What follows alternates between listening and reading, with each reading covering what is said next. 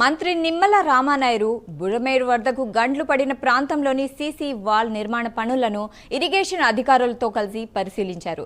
23 కోట్ల రూపాయలతో నిర్మించిన సీసీ వాల్ నిర్మాణాన్ని సందర్శించారు. సీజన్ మొదలయ్యేలోపు నిర్మాణ పనులు పూర్తి చేయాలని కాంట్రాక్ట్ ఏజెన్సీకి అధికారులకు మంత్రి ఆదేశించారు. పనులు వేగవంతం చేసేలా మిషనరీ మ్యాప్ పవర్ పెంచుకొని షిఫ్ట్ల వారీగా రాత్రి పగలు పనులు చేయాలని అన్నారు. రోజువారీ వర్క్ షెడ్యూల్ వేసుకొని పనుల పురోగతిని సమీక్షించాలని మంత్రి నిమ్మల రామానాయుడు తెలిపారు.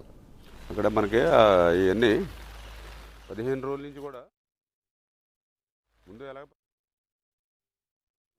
విజయవాడ బుడమేరు డైవర్షన్ ఛానల్కి సంబంధించి లెఫ్ట్ బండ మీద ఆ రోజు ఏదైతే 3 గంటలు పడి ఈ యొక్క విజయవాడ పట్టణాన్ని వరద ఏదైతే ముంచేసిందో ఆ రోజు మరి పెద్ద ఎత్తున రాత్రి పగలు ఈ యొక్క 3 గంటలను పూడ్చినటువంటి పరిస్థితి మీ అందరికీ తెలుసు.